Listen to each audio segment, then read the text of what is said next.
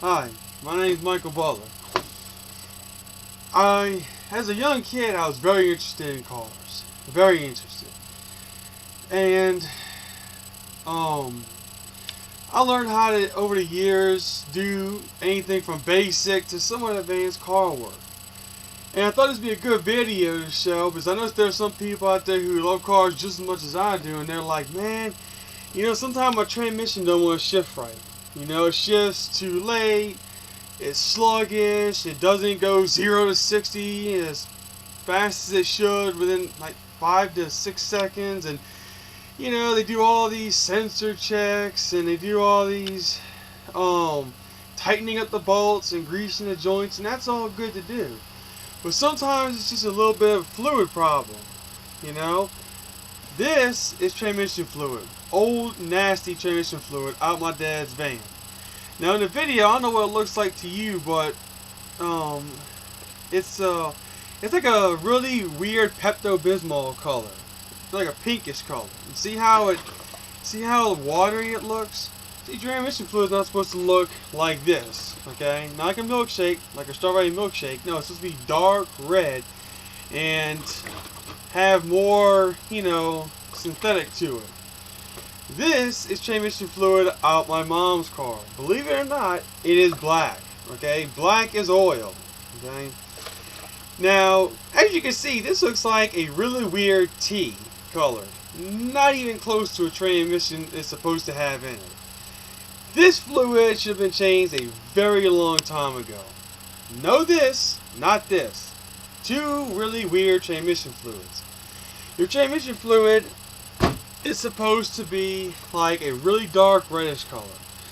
Now, one way to test it, the easiest way for me, is if you get a rag, like a napkin, a paper towel, something of that nature, and you take the dipstick out, wipe it off, put it back in, and pull it out.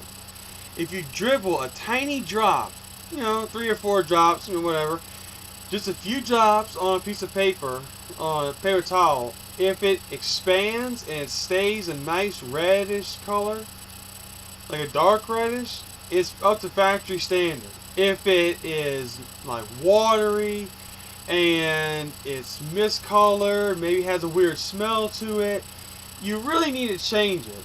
And there are ways you can change it. There are many ways. You can bring it to a dealership. There are lots. You can take the pan off and take the filter out, replace the gasket, flush out the lines. That's going to bring you around $150 if you go to the dealership. Me personally, I get a tool and I'll show you what it looks like.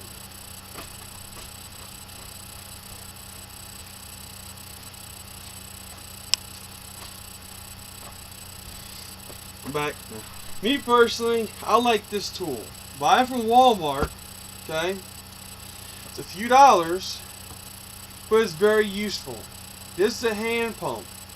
Put these hoses, one inside transmission through a dipstick, one into like a Kentwood jug, and you just pump it until it's empty, until there's no more coming out. Now, granted, you're not going to get every bit of transmission fluid out, and it's good to change the filter once in a while. But this is just this is just something you could do at home to keep the fluid and keep the filter nice and fresh and make a transmission last longer and not spend $150 every 6 months. The thing about using this is you have to lay underneath the car to figure out where the dipstick goes in the pan. If the dipstick goes in the middle of the pan, you need the car level as it can get.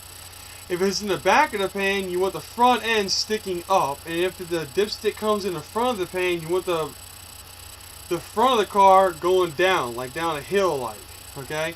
But this is just a video that I wanted to make to show you, about what transmission fluid should look like, why it would be that color. If be this color, yeah, you got water in that transmission somewhere. Leaking radiator, bad gasket when you go through water on a bridge. Burned, really badly burned, okay? And thank God in heaven that you do not have a transmission. Now, thank God in heaven that this transmission, whatever transmission this came out of, thank God that this transmission did not give out. Because believe me, That fluid was not doing a very good job, and it's amazing how you didn't burn the transmission up. Okay, so have fun with cars, and you know, you're gonna mess up. I messed up a lot, and I'd still take criticism for it. But don't ever give up and don't let people say, oh, well, you're not good enough or whatever, because I've heard that my whole life, and let me tell you this. I'm probably smarter than half the people where I live at. Okay? So, yeah, just experiment a little bit. Read a few books.